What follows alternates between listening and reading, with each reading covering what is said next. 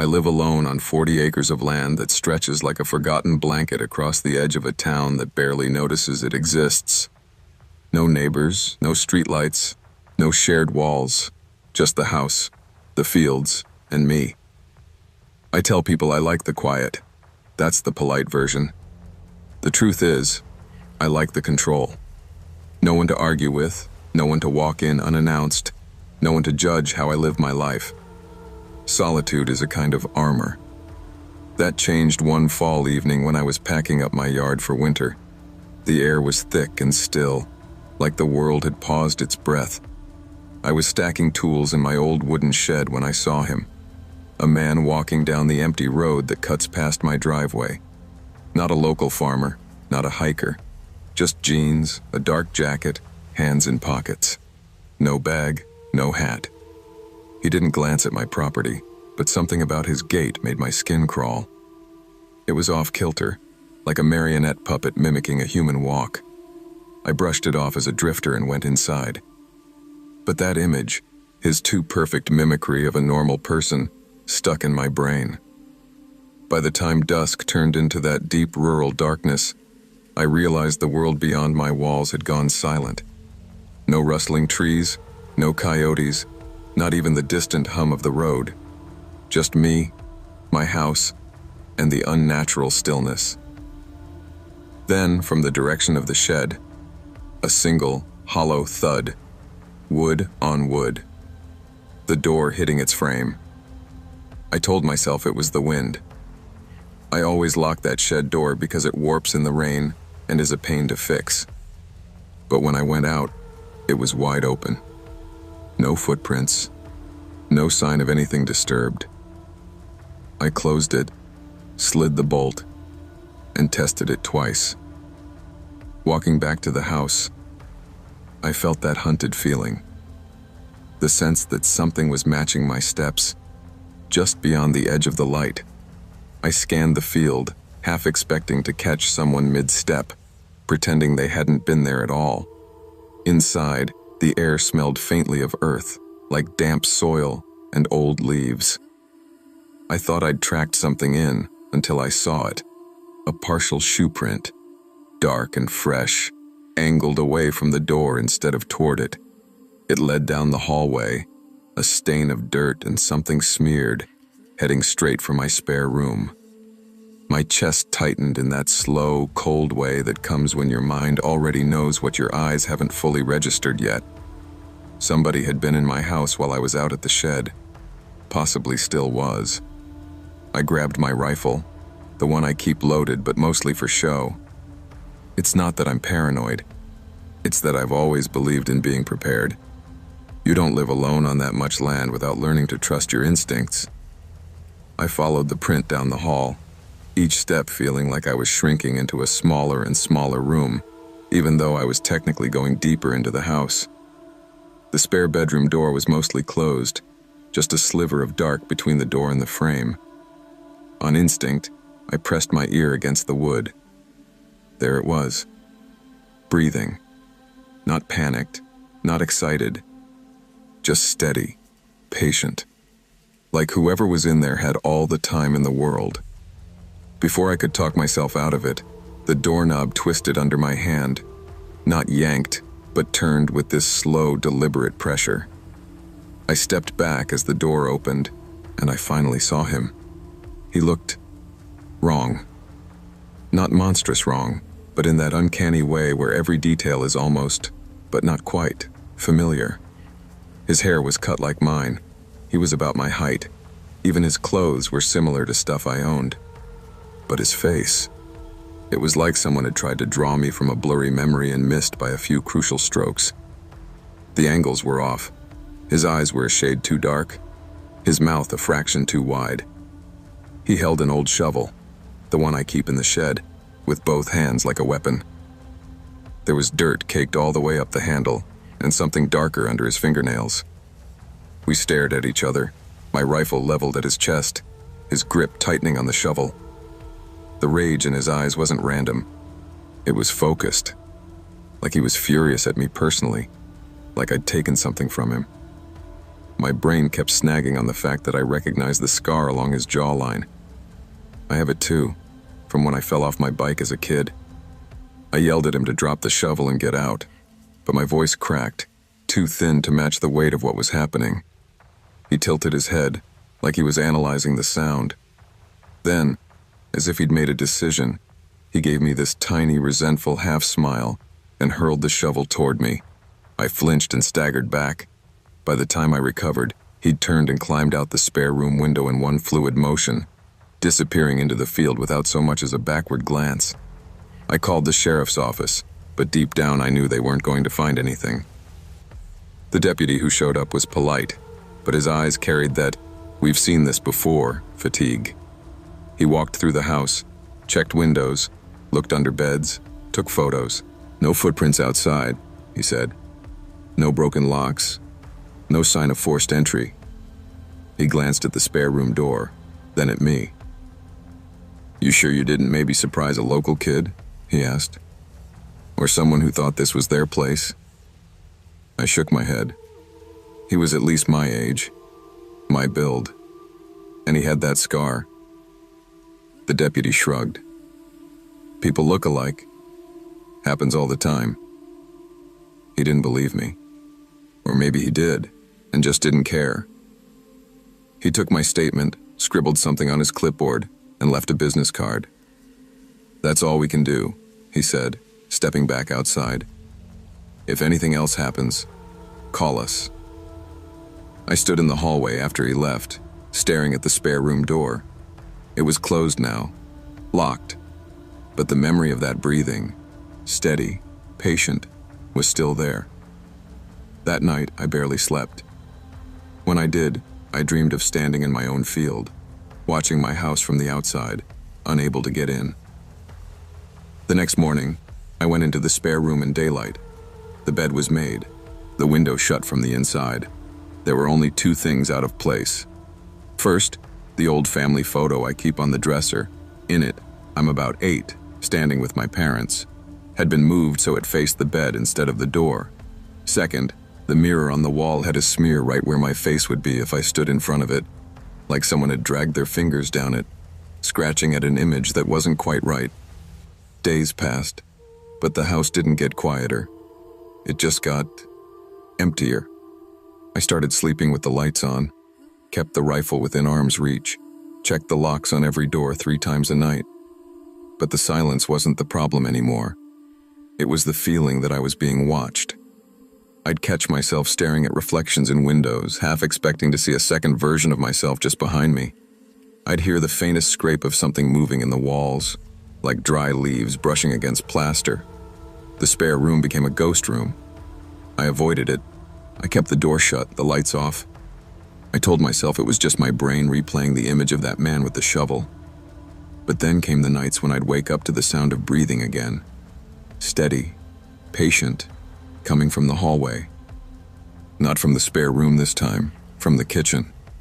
I'd sit up in bed, heart hammering, listening to the silence that felt too thick. One night, I decided enough was enough. I grabbed the rifle, turned on every light in the house, and walked through room by room. Nothing. But in the kitchen, I noticed something odd. A smudge on the counter, near the stove. Wet, smelling faintly of earth. Like someone had been leaning against it, listening.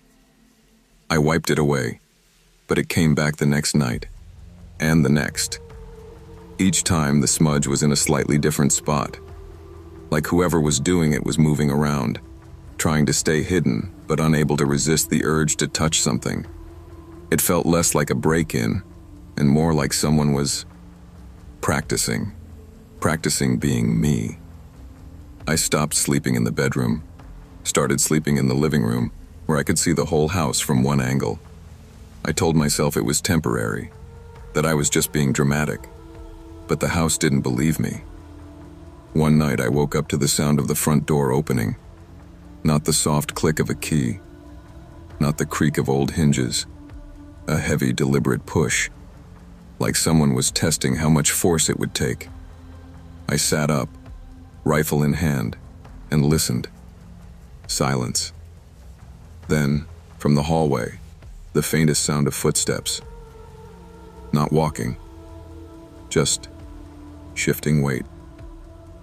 Like someone standing still but refusing to be invisible. I stood, moved toward the hallway, and called out, "I know you're there!" No answer. Just the quiet hum of the house, waiting. I stepped into the hallway. The air felt colder here, sharper. And then I saw it. In the mirror on the wall, just past the spare room door, there was a reflection that didn't match what I saw in front of me. Me, except not me. The reflection was wearing the same clothes, had the same haircut, but its face was wrong. Too still. Too perfect. Like a mask carved from memory. It smiled. Not a real smile.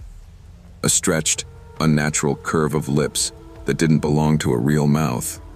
And then it turned its head slowly, deliberately, to look off into the dark part of the house where the light didn't reach. Like it was waiting for someone else. I blinked. The mirror was empty. Just me. But the feeling in the house hadn't changed. It still knew I was there.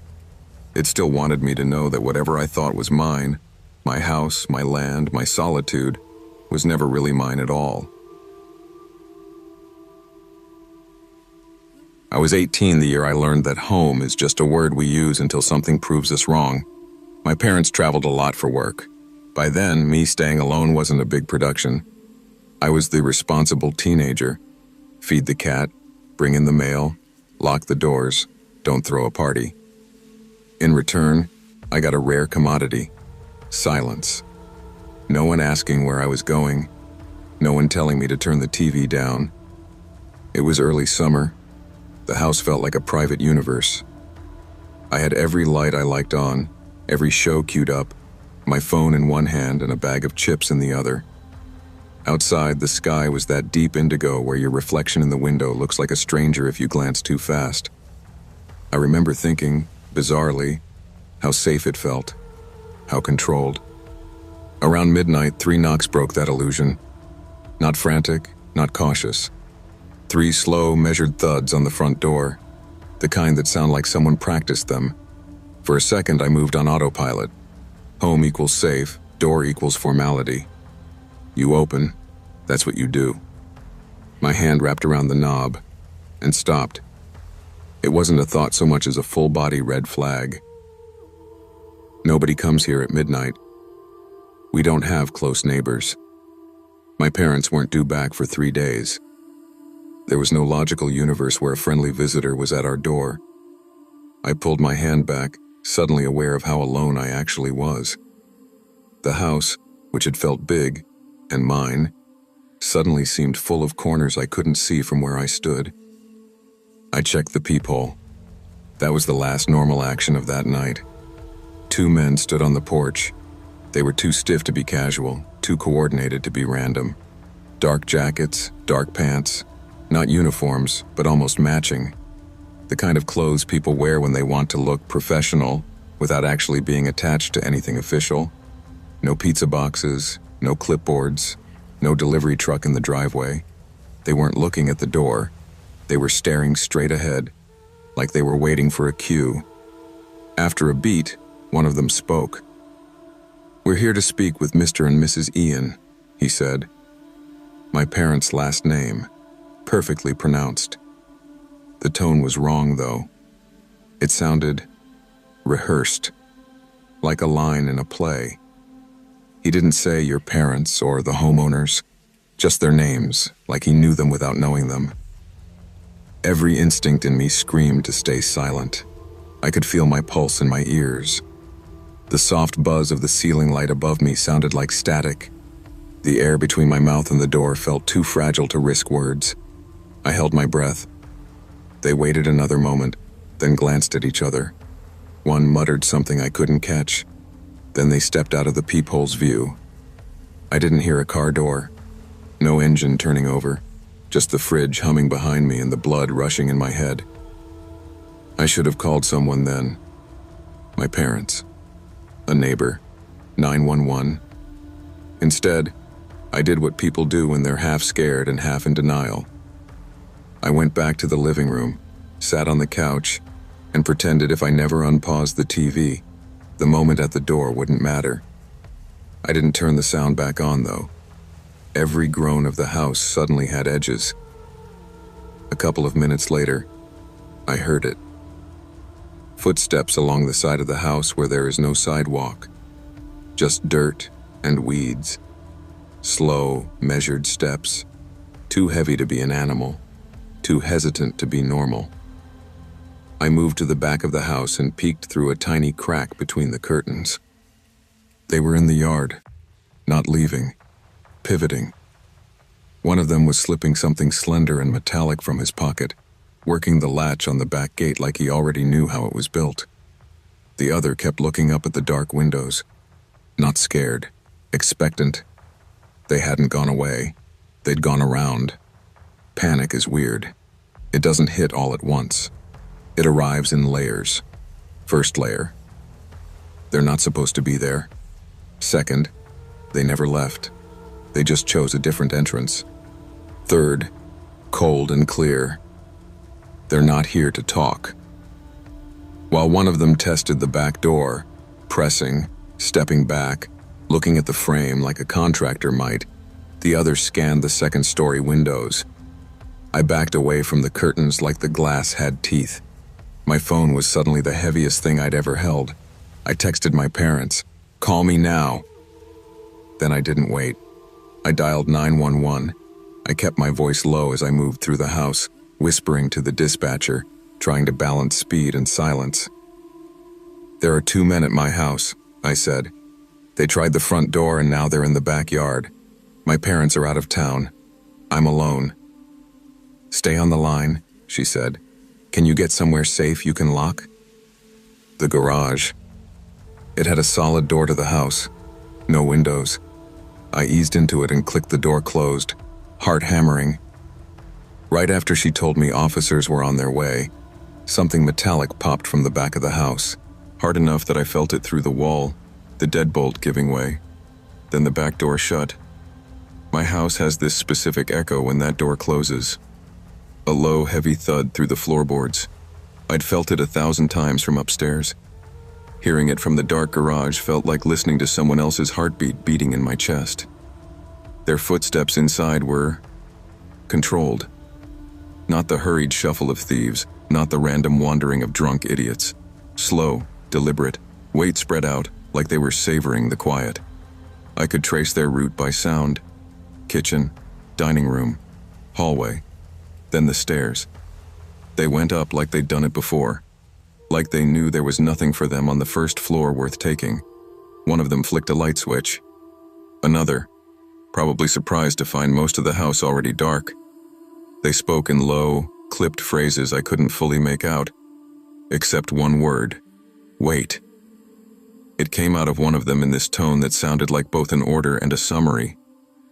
Wait. As in, wait here. As in, this is what we're here to do. Upstairs, doors opened and closed. Not dresser drawers, not cabinets. Full doors, bedroom, bathroom, closet, another bedroom. Then one door shut very softly, and the house went still. The dispatcher kept asking if I could hear them, if I was okay.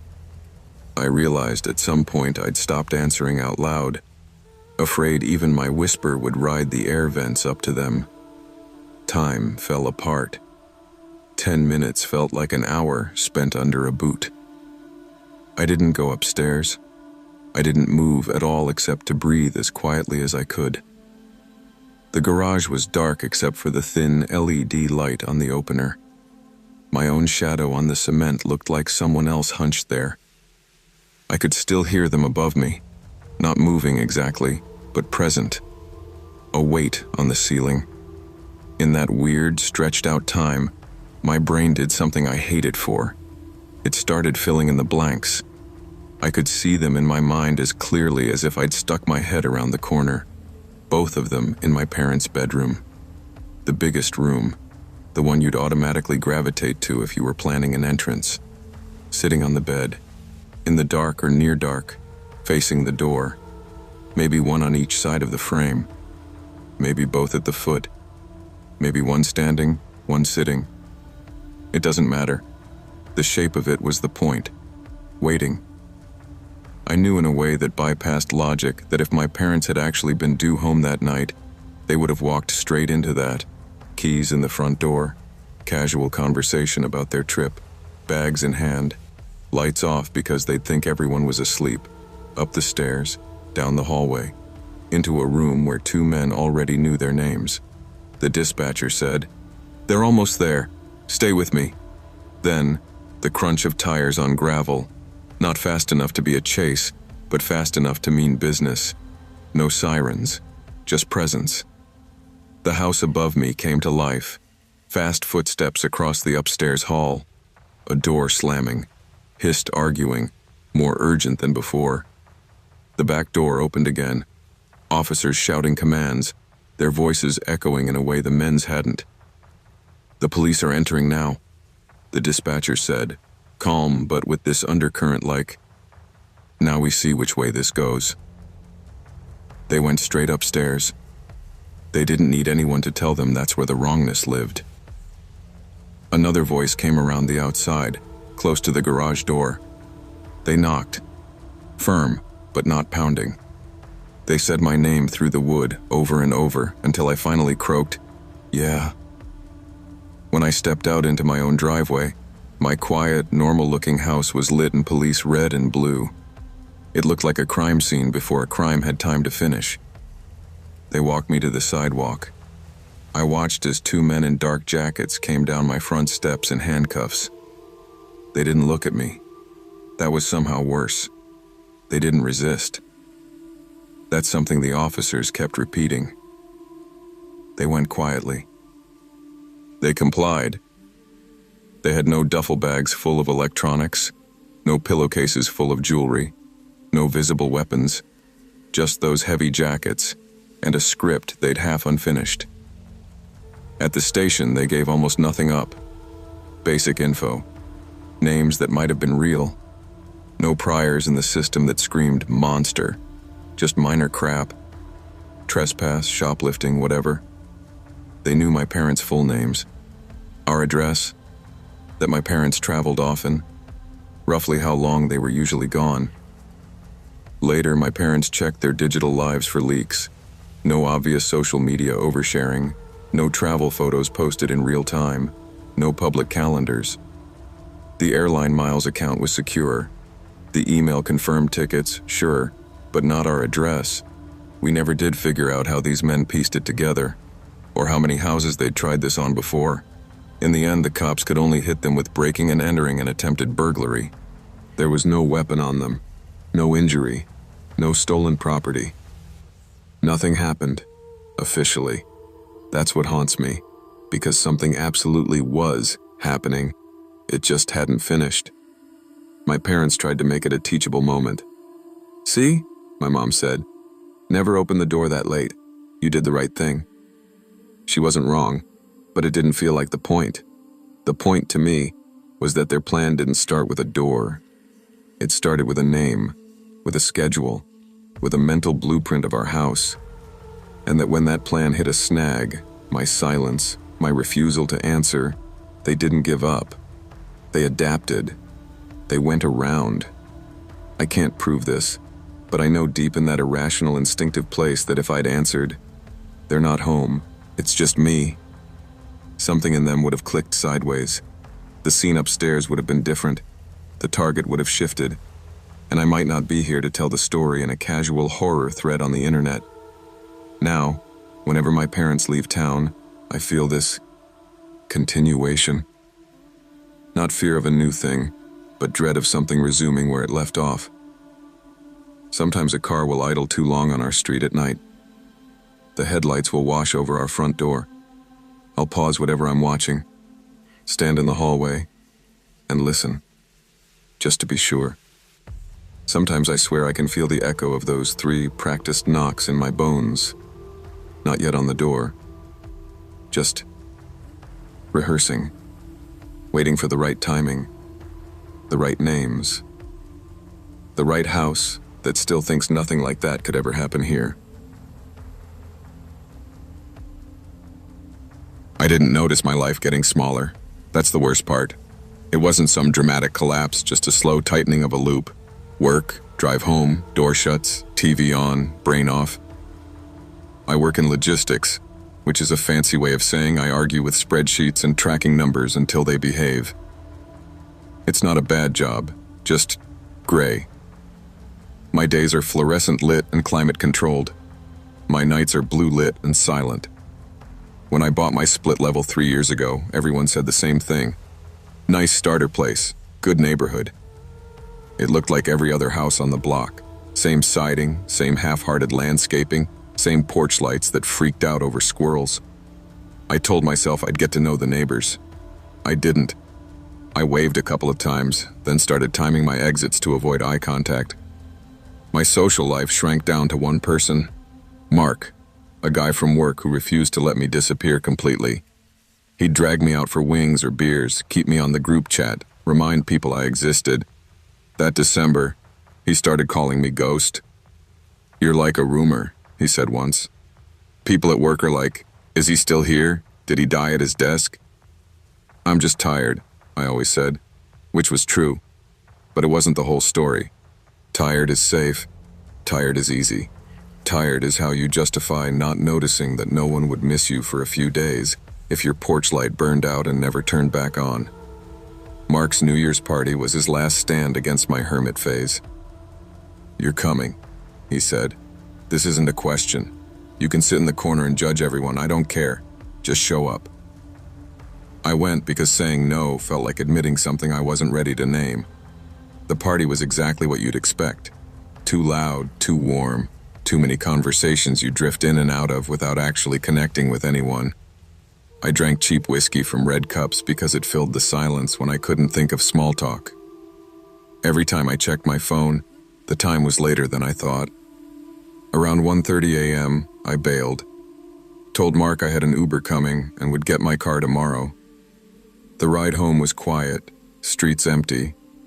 When the driver left me at the curb, the neighborhood felt hollow. No fireworks yet, no kids, just a kind of suspended stillness. I got inside, maybe locked the door, maybe didn't. I thought I did. The act is so automatic I don't have a clean memory of it, just the feeling of key and lock, twist, click. I was drunk enough that probably felt like definitely. I collapsed on the couch fully dressed, shoes kicked halfway off, the remote digging into my hip. I didn't even turn on the TV. The darkness felt like mercy. The doorbell cut through my sleep like a blade. 4, maybe 5 hard presses in a row. Too urgent to be a drunk neighbor. Too impatient to be a delivery. I remember surfacing, disoriented, heart starting to pound. I did nothing. I lay there, heavy as wet sand, thinking, if I don't move, it stops being my problem. After a few seconds, it did stop. No knocks, no voices. My body, desperate for rest or escape or both, dragged me back under. I wish I could say I didn't know better. The truth is, I chose not to know anything at all. The next time I woke up, it wasn't to a sound, it was to a feeling. That cliché someone's watching you thing, it's real. It's like your nervous system wakes up before your thoughts do. My eyelids felt glued down, but every instinct I had was suddenly screaming. The darkness was wrong. My living room usually has this faint orange haze from the streetlights, but now it was almost pure black. As my eyes adjusted, I saw that thin stripe of light on the hallway wall, pale and still. The front door was open, just a few inches. Enough that the night bled in, enough that I knew, with absolute certainty, that I had not done that. Before panic had fully formed, I heard it. Footsteps upstairs. Not clumsy, not cautious, just normal. The way I walked when I was half awake, going to grab laundry or my phone charger. Floorboards creaked exactly where I knew they would. My whole body went cold. I slid off the couch like I was trying not to wake something. Crouched behind it, heart slamming so hard I could hear my pulse in my ears. 2 sets of footsteps, 2 different weights. A door opened. My bedroom. The tiny rattle of hangers, drawers sliding, closet doors bumping and re-bumping like someone didn't quite push them closed. A man's voice, casual, empty.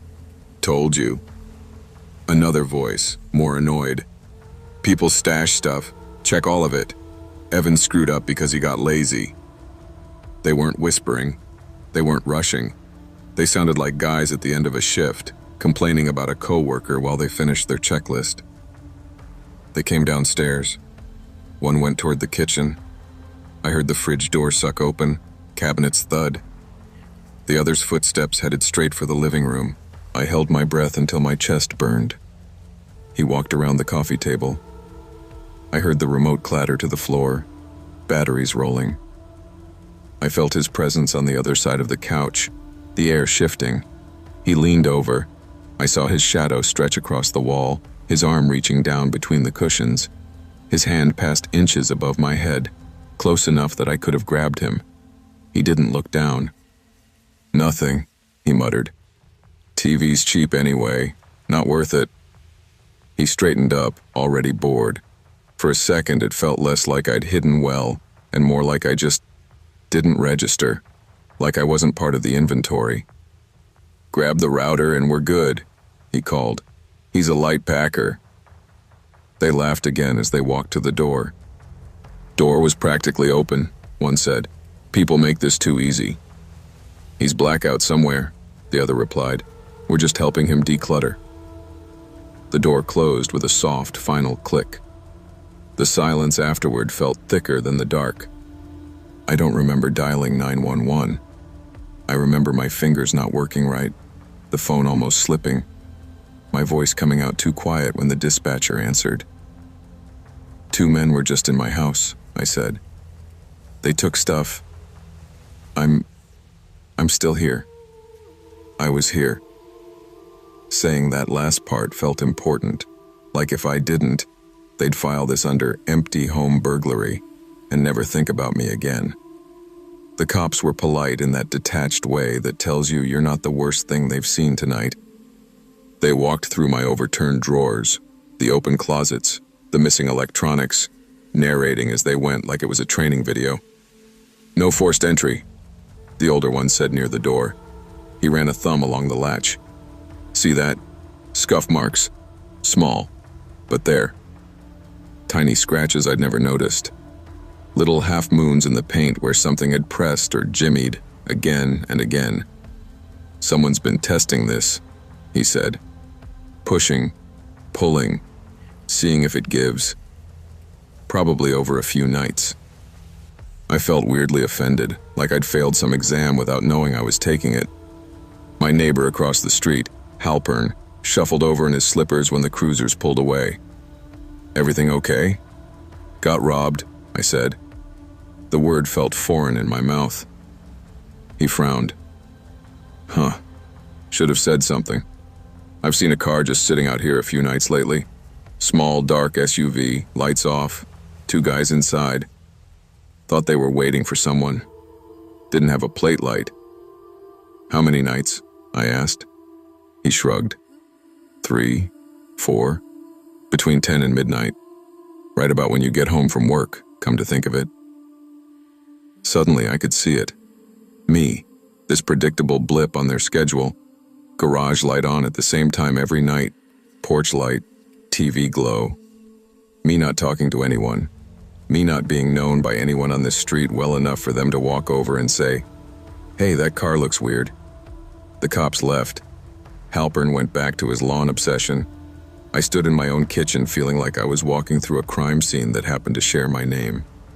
People tell you, at least you weren't hurt. At least you didn't wake up to them standing over you. It could have been so much worse. They mean well. They're not wrong. But what they don't understand is that my brain already lives in the place where it was worse. I can't stop running the alternate cut of that night. In that one, the doorbell rings, and instead of freezing, I do the normal, adult thing. I get up. I'm annoyed, a little drunk, maybe thinking it's a neighbor with a noise complaint or a rideshare mix-up. I don't check the peephole. I crack the door without really engaging my brain. They're there. Same guys. Same bored eyes. Work night energy. One smiles, shows me something. Badge, ID, package, who knows? Maybe they say they saw my car at my friend's place, ask if I lent it out. Something that gets me to open the door a little wider, drop my guard. In that version, the cops don't find scuff marks at my door. They find blood on the carpet. Maybe they don't find me at all. Reality isn't that dramatic, thank God. But the line between what happened and what could have happened feels paper thin. Now, every time I wake up at 3 a.m., and it happens a lot, I lie there listening, not hearing footsteps exactly, but sensing some leftover echo of them. I feel like I've accidentally slid into the wrong timeline where I wasn't supposed to be on that couch, where they planned around me being gone. It messes with your head, realizing there are people out there who know your habits more clearly than your friends do, who have watched your lights, your comings and goings, your patterns, who see you not as a person, but as Tuesday, 10:30 p.m., likely empty. I added cameras, better locks, a bigger deadbolt plate. I joined the stupid neighborhood Facebook group I'd been ignoring. I learned my neighbors' names, not because I suddenly love small talk, but because I understand now that being a total ghost, it doesn't make you invisible. It just makes you easy. If you've ever scrolled through rental listings with your brain half offline, you know the type of house I'm talking about. I was visiting my brother 3 years ago. He lives in a cramped one-bedroom with a roommate who basically lives in the kitchen. I didn't want to be the third body on their floor, and hotels in his area were stupid expensive, so I went the budget route. Short-term rental, entire place, low nightly rate, clean photos. The listing pictures showed a small, generic house. Beige walls, basic couch. Minimalist, if you're being kind. Staged for resale, if you're being honest. The reviews were short but positive. Clean. Good value. Convenient location. When I pulled up after a 6-hour drive, my first thought was that it looked like a model home they forgot to unbuild. The lawn was too neat, the blinds all at the same height. No kids' bikes or lawn chairs, just a house-shaped object on a quiet street. Inside, it felt worse. There was furniture, but it had that thrown-together feel, like someone had walked through a thrift store and said, "That'll photograph fine." No books, no personal stuff, no weird knickknacks, just surfaces and angles. The air smelled wrong. Too clean, but not in a fresh way. More like an overused cleaning product layered over something else. Bleach, and something metallic hiding underneath. I told myself I was being dramatic. I was tired, stiff from the drive, irritable. I tossed my duffel on the neatly made bed, met my brother for dinner, and joked about my serial killer Airbnb. "Text me if a clown comes out of the vents," he said. I laughed. We both did. It felt like the kind of cheap, throwaway joke the universe loves to pin to a bulletin board. I got back to the house around 11 p.m., full of diner food and that sleepy road trip haze. I double-checked the code on the keypad, locked the deadbolt, and even tugged the door to feel it catch.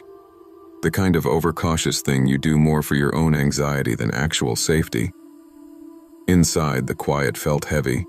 No building hum, no neighbors through the walls, just the fridge cycling and the occasional car far off on the main road. I FaceTimed my brother for a bit, turned off the lamps, and crashed in the bedroom. The blackout curtains did their job too well. Once I closed my eyes, the world went away. Until about 3 a.m., I woke up like someone had snapped their fingers next to my ear. No dream, no gradual surfacing, just instant awareness and a feeling like I'd just missed something. The dark was total. My brain started trying to fill it, shapes in corners, shifts in the ceiling. I lay there, holding my breath, and that's when I heard it. Click. Not loud, not dramatic. Just the unmistakable, soft, controlled sound of a door latch engaging somewhere down the short hallway. No footsteps before it. No footsteps after. Just that single, careful sound, like someone easing a door shut so it wouldn't slam. Every part of me went cold. The thought came in fully formed. Someone has a key. I lay there for what might have been 5 minutes or 30, listening to a silence that suddenly felt packed with attention. My heartbeat was so loud in my ears it almost masked everything else. Finally, I swung my legs out of bed, grabbed my phone, and edged into the hall. The front door looked off. The deadbolt was turned the wrong way. The handle sat slightly open, the rubber weather strip not fully compressed. I knew I'd locked it. I shut it, locked it again, triple-checked it like an OCD ritual. I didn't call 911. It felt too big for something that could still be explained by the cleaner forgot. Instead, I called the non-emergency line. The dispatcher listened, didn't sound surprised at all, and sent a patrol car just to check things out. 2 officers walked through the house with flashlights, opened closets, looked at windows. No signs of forced entry. No open doors. They were polite but radiated that we've seen nervous travelers before energy. Honestly, one of them said, these places see a lot of foot traffic. Cleaners, owners, handymen. Stuff happens. Change the code. Keep everything locked. You'll be fine. The owner texted first thing in the morning. Long apology. New code. Lots of, this has never happened before. I wanted to believe that. To file it away as a weird but ultimately harmless story. If I'd listened to the part of me that didn't buy it, I would have checked into a hotel that day. I didn't. The second night started normal enough. That's what makes what happened feel worse. It slid in sideways, not as some cinematic horror moment, but as a series of small, dismissible things. All day, the house made me uneasy. The chemical smell seemed stronger, like the air had been scrubbed and something under it was still trying to leak through. Every room felt unused, despite the fact that I was there. Like my presence hadn't registered. My brother suggested I just crash at his place. Dude, our couch is terrible, he said. But bad furniture beats haunted knockoff IKEA. I laughed it off. I didn't want to be the needy sibling. Didn't want to deal with his roommate. Didn't want to admit I was spooked by a house. You're overthinking it, I told myself, locking the door again that night. New place, weird vibes, brain filling in gaps. Around 11, I was sprawled on the living room couch with the TV on silent, half watching, half scrolling my phone. The hallway was visible in my peripheral vision, a dark rectangle of space leading to the bedroom and bathroom. That's when I heard it, the sound of someone breathing behind me. Not a cartoonish gasp, just a slow, wet exhale through a nose. Human. Close. I whipped around so fast I made myself dizzy. The couch, the TV, the doorway. Nothing. No one. But the dark of the hallway had a presence to it. The only way I can describe it is that the shadows looked arranged. Like someone had just stepped out of the line of sight and left their outline behind.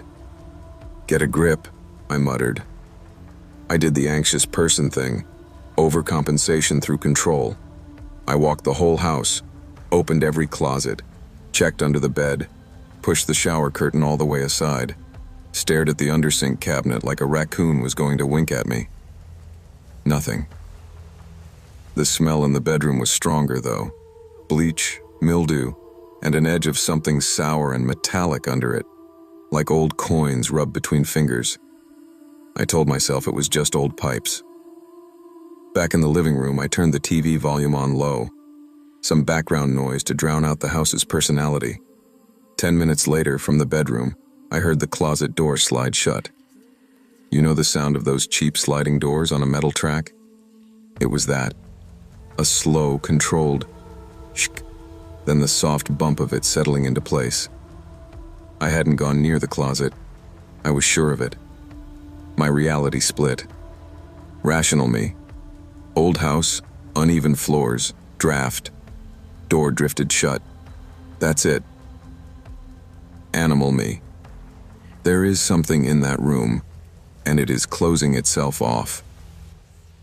I stared down the hallway, lamp in one hand like I was in some bad reenactment.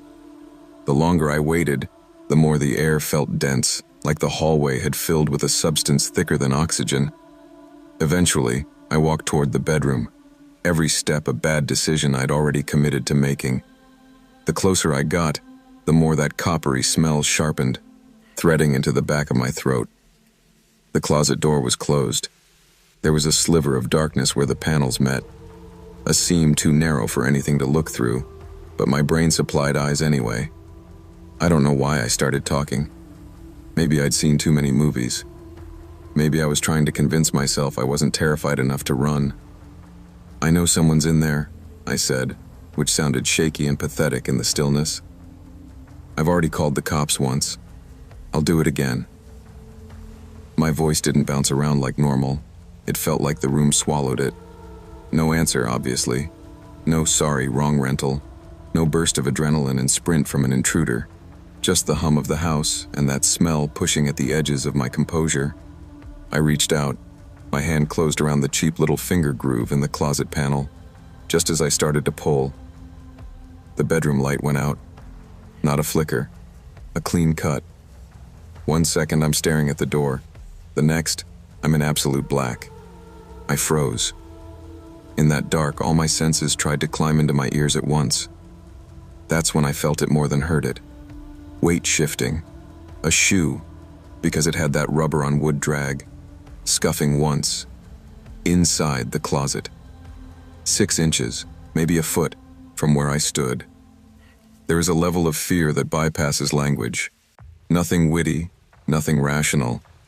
Just an animal scream in your nervous system. I dropped the lamp without realizing it. My body had already decided to run. I bolted. Down the hallway, hands scraping the wall to orient myself. Into the living room, where the light from the street lamps outside made everything look washed out and unreal. The deadbolt suddenly felt like a puzzle I'd never solved before, fingers fumbling. All I could picture was that closet door sliding open behind me, silently, something stepping out into the hall. I yanked the front door open and didn't close it behind me. Just burst out onto the front stoop into the cold night air, like I'd been underwater too long. Under the wash of a nearby streetlight, I finally dialed 911 with fingers that couldn't hold still. "Short-term rental," I told the dispatcher, voice shaking. "Someone's in the house. I don't know how. I think they're in the bedroom closet." The light went out. She kept me talking until the sirens got close. I didn't go back in. Watching cops enter a place you just fled from is a weird experience. Part of you hopes they find someone, just to prove you're not crazy. Another part of you really, really hopes they don't. They swept the house, guns drawn at first, then relaxing into that slightly annoyed professionalism when nothing lunged at them. "No one inside," one of them said after a few minutes. "Windows secured, doors intact."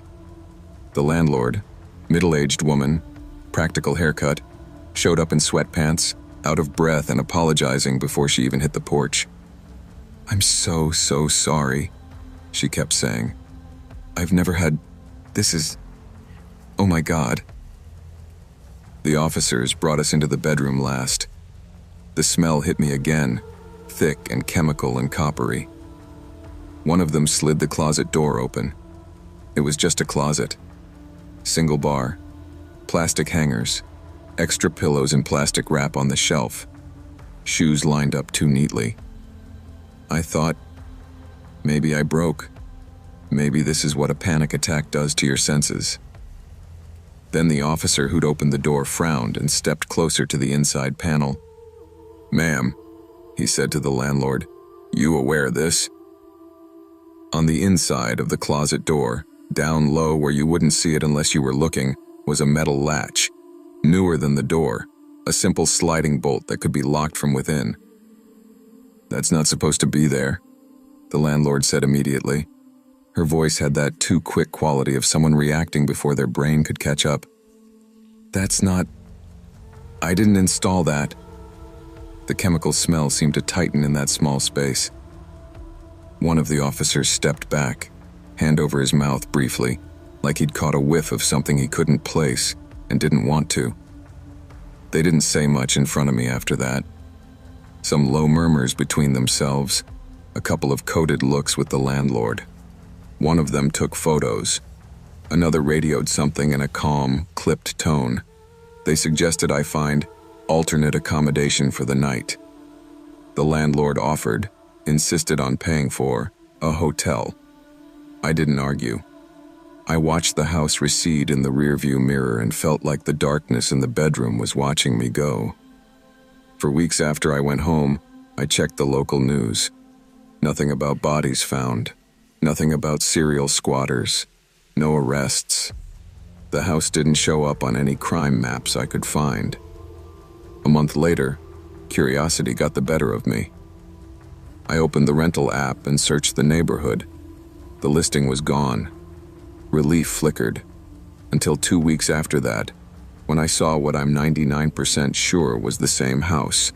Same street, same facade, slightly different angles in the photos. New host name, fresh listing, new furniture here and there.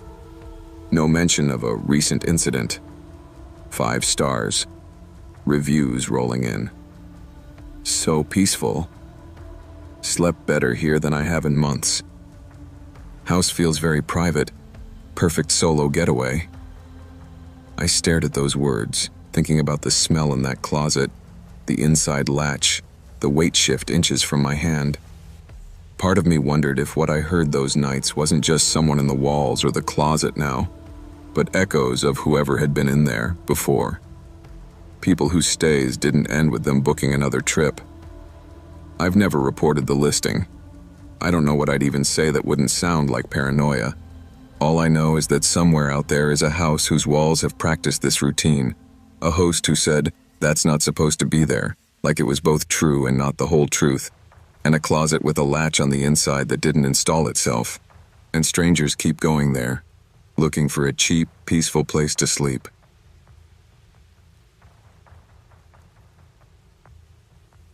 It started with 3 dull thuds, spaced just far enough apart to sound intentional, not frantic, not friendly. Practiced. I was halfway off the couch before my brain caught up to my feet. We have a doorbell. Everyone who knows us uses the doorbell. The knocking itself should have been my first red flag. I padded down the hallway in socks, the house suddenly too quiet behind me. Our front door has one of those old warped peepholes that stretches faces like fisheye lenses, but you can still get a decent sense of who's out there. When I pressed my eye to it, my stomach did this slow rolling drop. 2 men, late 30s, maybe early 40s, both tall, both standing with that weird stiff posture that screams, trying to look authoritative. Dark jackets, dark pants, no visible badges, no logo, no clipboard, just anonymity and duplicate. They weren't looking at the peephole. They were staring straight ahead, like they were posing for an invisible camera. After a few seconds, the one on the left spoke. His voice had the tone of someone reading from a teleprompter. "We're here to speak with Mr. and Mrs. Ian." He said my parents' last name perfectly. No hesitation, no mispronunciation. It sliced clean through my half-asleep haze. Only people who actually know my parents, or have their information, say it right the first time. My hand was already on the doorknob, but something in me locked up. I didn't answer. I didn't move. I just disappeared behind the wood. I hadn't decided not to talk. My body just chose for me. They waited, counted breaths. One of them shifted his weight, the smallest scrape of shoe on concrete. Then he turned his head slightly toward the other and muttered something low I couldn't catch. A moment later, they stepped out of the peephole's frame. No hello, no anyone home, no second knock, just gone. I waited for the sound of a car door, an engine, anything that would mark this as a normal interaction. Instead, the house swallowed everything.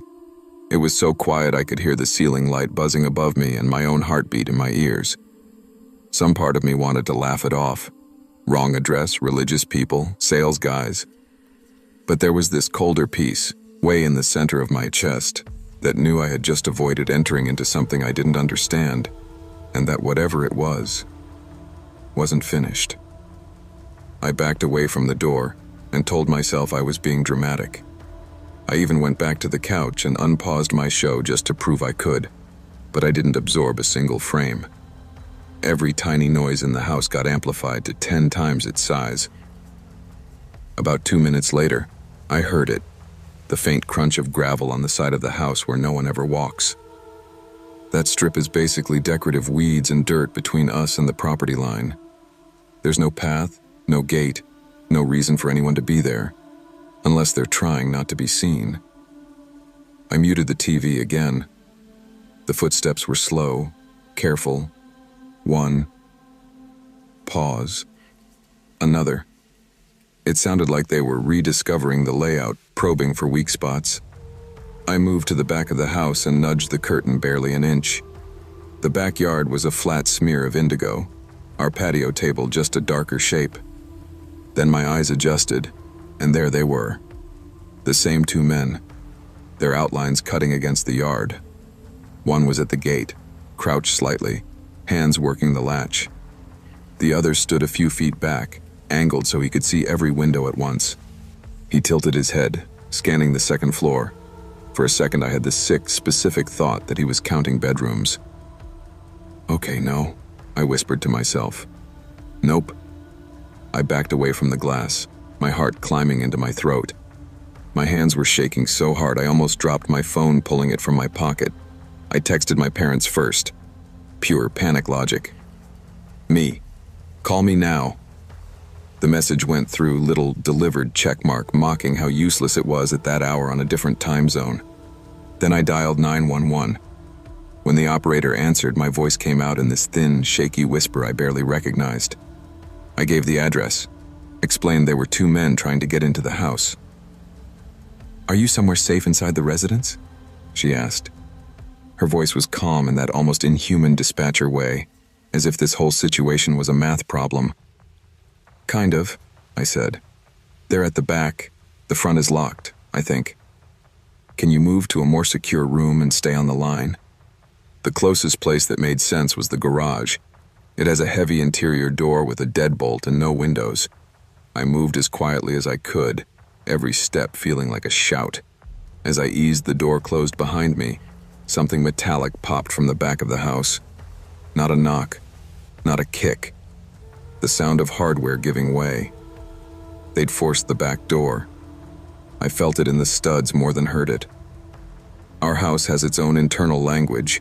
Doors slam, pipes hum, appliances whine. That particular echo, the hollow thud of the back door shutting, was as familiar as my own voice.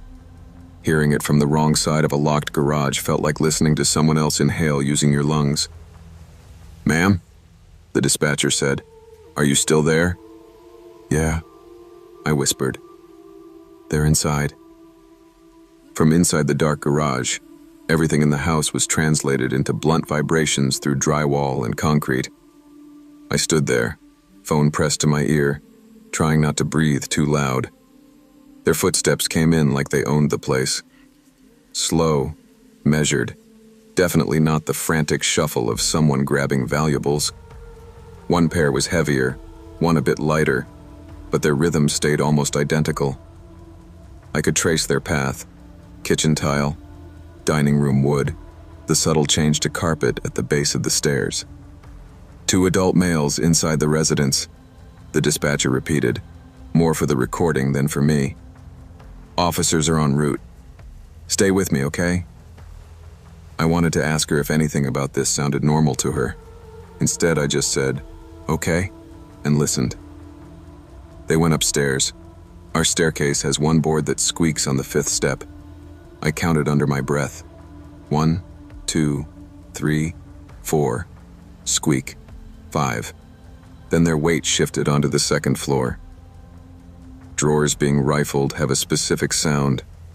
Sharp pulls, wood hitting stops, objects clattering. What I heard instead was doors. Long, soft swishes as closet doors opened and closed. Hinges creaking on bedroom doors being tested. Every once in a while, one of them flicked a light switch. The soft click echoed down through the framing, but no new light filtered under the garage door. I had already turned everything off but the living room lamp.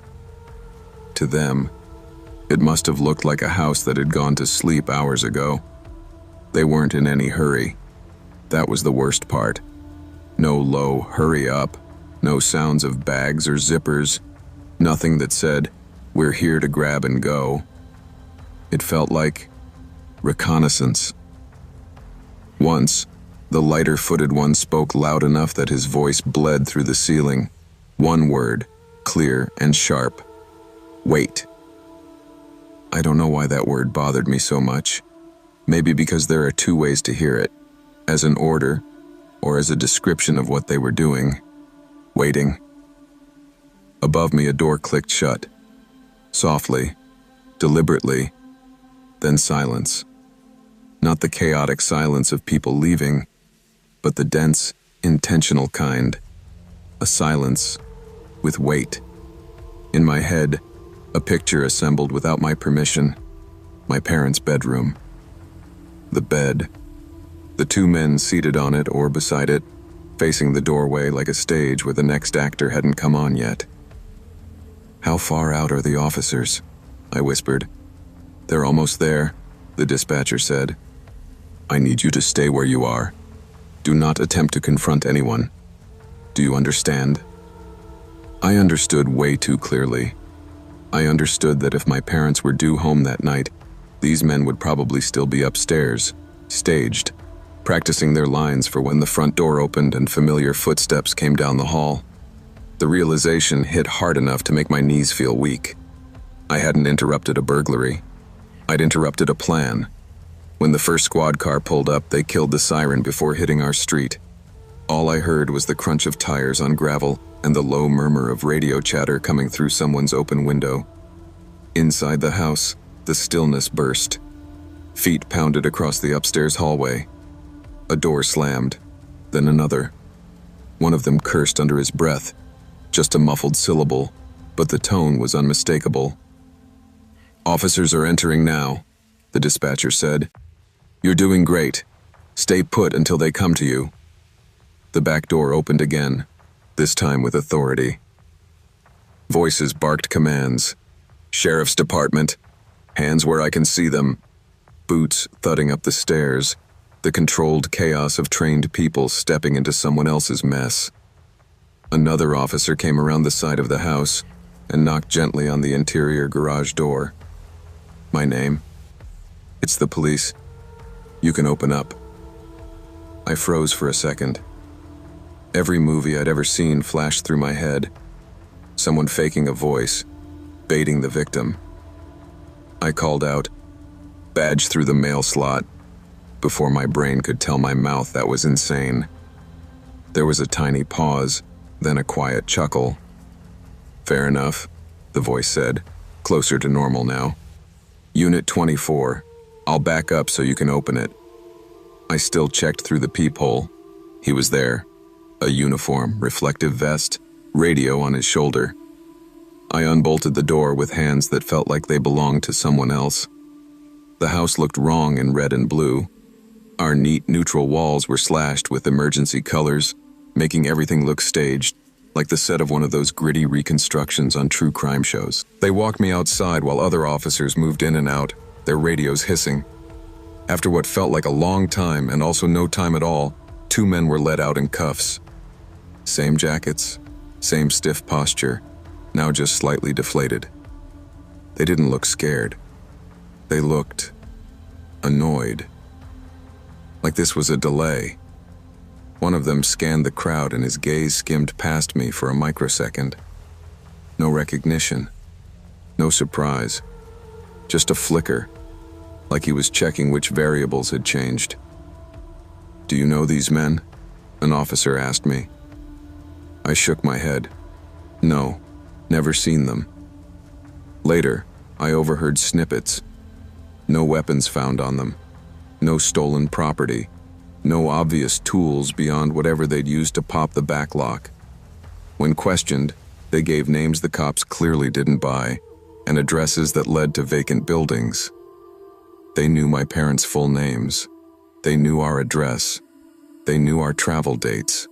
Roughly 3 days. Home Sunday. Could be they got your info from a data breach, one detective said when my parents finally flew home and met with them. Or social media. People post more than they realize. My parents don't post anything. No boarding passes, no vacation shots. Their profiles might as well be dead. We're charging them with breaking and entering, the detective said. Unfortunately, that's all we can get to stick right now. My mom's voice cracked. That's it? They were in our house. Yes, ma'am, but they didn't harm anyone. They didn't take anything, and they're not talking. That night, after everyone left and the house was finally, painfully quiet, my dad tried to lighten it. See, he said, forcing a smile. You did everything right. You didn't open the door. You called 911. Lesson learned. He meant it as comfort.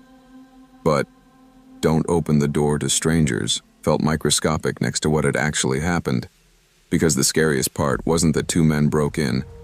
It was that they broke in and waited. Life has a messed up way of snapping back to normal after something like that. For everyone else, anyway. Locks get upgraded. A security system goes in. My parents add travel discretion to their list of rules. Then they go back to their flights and presentations and hotel points. I went back to kind of nothing. School, sure. Friends, sure. But mostly, living in the same house that had been rehearsed as a crime scene. Sleeping in the same bedroom under the same ceiling where 2 strangers had walked, paused, and decided to stay a while. For weeks, I kept picturing what would have happened if their timing had been different. If my parents' flight had landed early, if traffic had been lighter, if their "we'll be home by 11" turned into 10 instead. I'd see it like a movie in my head. The front door unlocking, my mom calling out my name, my dad dropping his suitcase in the hall, light flipping on at the top of the stairs, 2 men standing in the doorway of the master bedroom saying my parents' names in that practiced tone. We're here to speak with Mr. and Mrs. Ian. I started noticing patterns I'd never paid attention to before. How predictable we were. The light we always left on over the stove. The habit of my dad checking the mail before taking off his shoes. My mom hanging her keys on the same hook every time. I could have written a script for our nightly routine. So could anyone watching long enough. That realization gutted whatever sense of safety I had left. I wasn't afraid of monsters or ghosts. I was afraid of rehearsal. Of people who practiced being harmless until the exact second they didn't need to be anymore. The legal process dragged on, then kind of fizzled, at least from what we were told. Without evidence of a bigger plan, the system treated it like a weird, failed break-in. A blip. The men pled to lesser charges. Time served, maybe probation. No one would say much.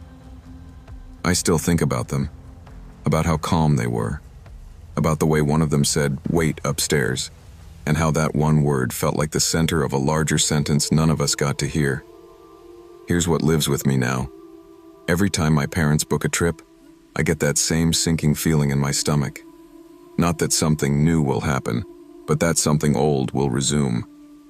Like somewhere, someone still has a copy of the script labeled Ian House, Night Interior, and is just waiting for the right cast to line up again. Sometimes, late at night, when a car slows down outside, I mute whatever I'm watching and stand in the hallway. I just listen. For gravel crunching along the side of the house where no one should walk. For the back latch trembling. For 3 measured knocks and a voice saying my parents' names, ready to pick up right where they left off.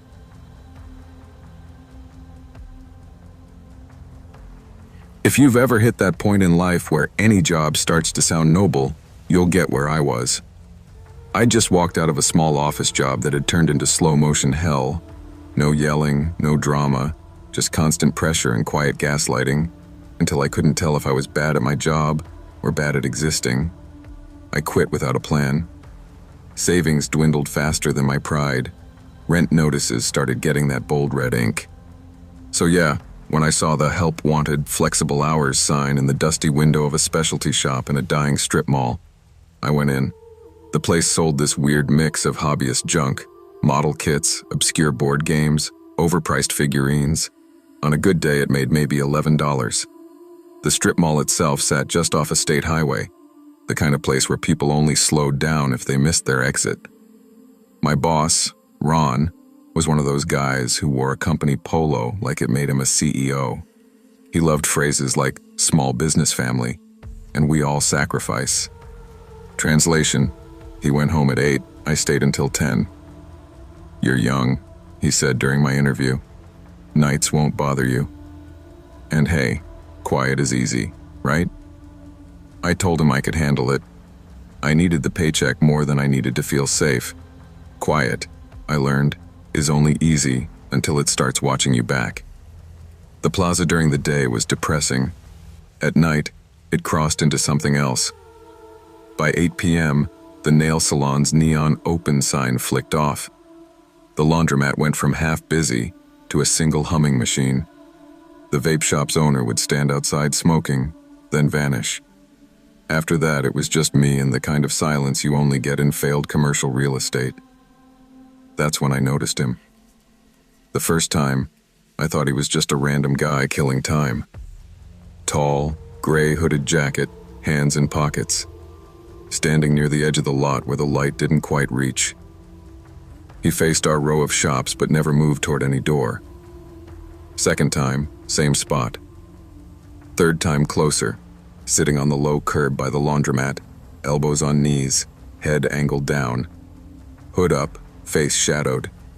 I started calling him the Watcher in my head because it made it feel like a character in a story instead of a person in my life. I asked the lady at the laundromat once, trying to sound casual, "Hey, you see that guy in the gray hoodie a lot?" She barely looked up from her phone. "Which guy?" "Tall, hood up, just stands around." She shrugged. "People come and go. Long as they don't bother me, I don't notice." The vape shop guy claimed, "Oh yeah, dude's been around forever." Then, a beat later, "Or maybe I'm thinking of someone else." I never saw him go into a single shop. Never saw a car for him. He was just there. Far enough away to ignore if I wanted to. Close enough that pretending I didn't see him started to feel dishonest. I told myself he was probably just lonely. That the strip mall was the closest thing to company he had. That explanation worked. Until the night he moved closer. My third week there, my coworker texted me an hour before his shift. "Sorry man, sick as hell. Can't make it." I forwarded it to Ron. He replied almost instantly, "You'll be fine. After 8, it's a ghost town." He meant it as reassurance. It didn't feel like that. By 9:30, I'd had one customer, some guy buying a pack of card sleeves with crumpled bills. The rest of the time, I wiped already clean shelves and watched my reflection in the front glass. The Watcher was there. Not at the edge of the lot this time. He'd moved up, leaning against a lamppost directly opposite our store. The hood was up, hands in his pockets. The light behind him was blown out, so all I could see was a tall silhouette. I tried not to stare, told myself, he's just a guy. Homeless maybe. Weird but not dangerous. If he wanted trouble, he would have started it already. At 9:50, the aisle lights flickered. One long blink, then 2 quick ones like they were trying to communicate something. The security monitor in the back stuttered into static for half a second, then came back. Old building, old wiring. I filed it under annoying but explainable. At 10 o'clock on the dot, I locked the front door, flipped the sign to closed, and went to count the drawer in the little back office. Bills, coins, the scratch of my pen on the closing sheet. The normal ritual started to calm me down. Then I heard it. A soft, slow drag along the front glass. Not knuckles. Fingernails. I stepped out from the office just far enough to see the door. The watcher was standing inches from the glass now, right up against it. His hood was angled down so sharply I couldn't see any part of his face, just darkness under the fabric. His left hand was flat on the door, fingers spread wide.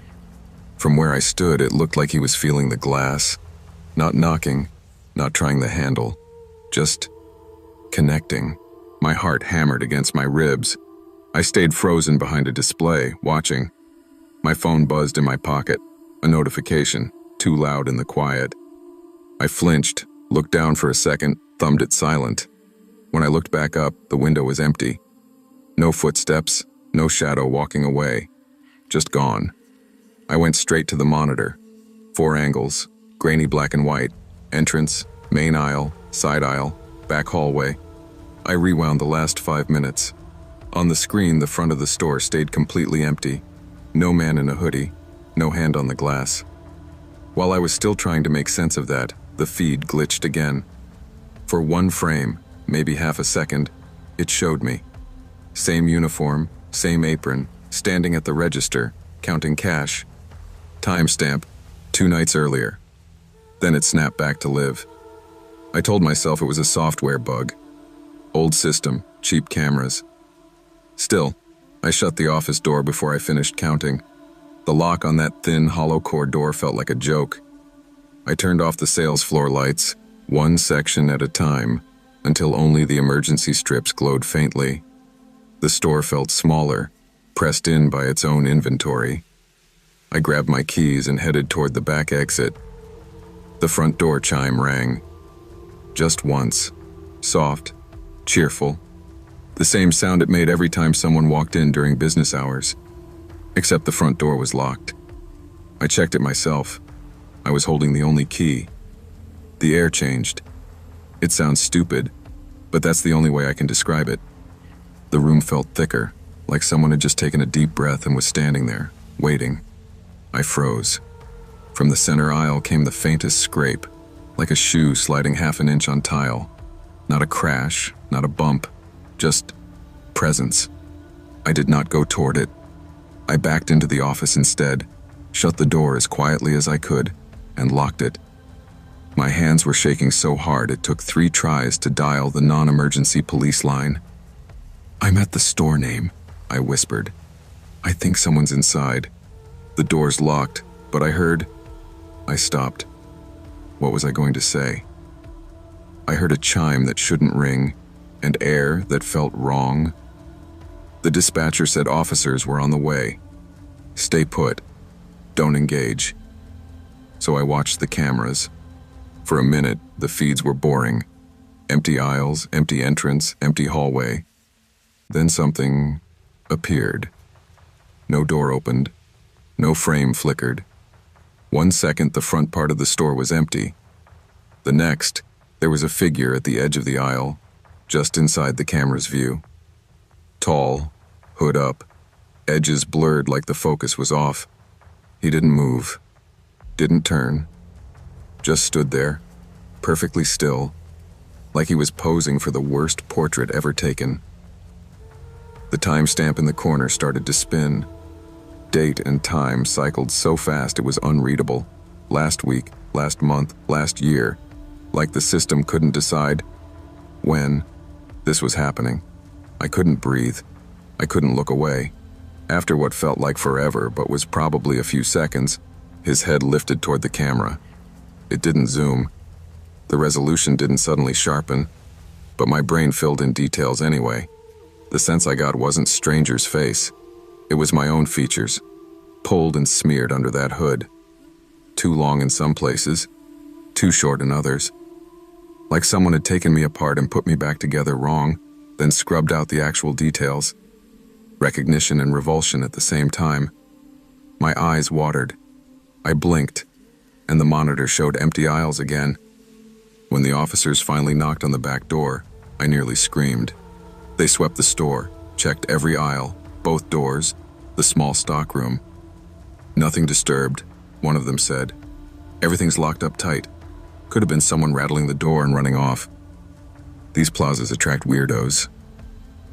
I almost told them about the camera, about the timestamp, about the not quite me face. Instead, I just nodded, signed their form, and watched their taillights vanish into the highway traffic. Ron was more mad about the police cars than about me being scared. "We don't need that kind of reputation," he said the next day.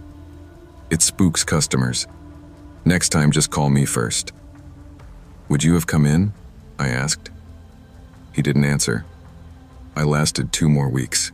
Each closing shift got worse in ways that would sound minor to anyone who wasn't there. The chime went off twice on different nights, even though the door stayed still on camera. I'd be restocking and feel the unmistakable sensation of someone standing just behind me, this pressure, like another body in my space, only to turn and find empty air. Twice, while I was alone, the monitor flashed that same single-frame image of me at the register from earlier nights. Same posture, same stack of bills in my hand. The timestamp was different each time, stretched by a few minutes or hours, like the system was building out a whole catalog of my routines. My last night there, I bent down to grab something from under the counter and felt a breath against the back of my neck. Warm, close. No one was there. I handed in my notice the next day. Ron tried to argue. "You're overreacting," he said. "You're young, your imagination runs wild. Nothing's happened. You're fine." "I don't feel fine," I said. "And I don't want to be here when whatever this is decides to stop playing around." He rolled his eyes but let me go. Now, months later, I still have dreams about that office. Not about Ron.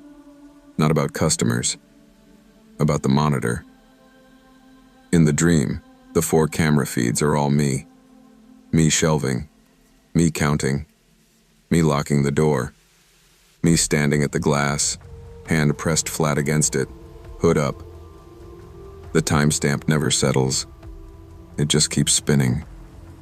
Sometimes when it finally looks up in the dream, there's no face at all. Just the reflection of those aisles, perfectly stocked, stretching on forever. When I drive past that strip mall now, I tell myself not to look. I always do. The nail place is gone. The vape shop's lights buzz. My old store has a for lease sign, but the interior lights sometimes flicker on at night. I never see the watcher, but the lot looks wrong. Too still, like a paused video. Like whatever happened there is still happening on some loop, waiting for the right set of eyes to press play. And on nights when my apartment is dark and my phone is face down and it's too quiet, I'll hear that soft, friendly chime in my head. A door opening for someone, not for me.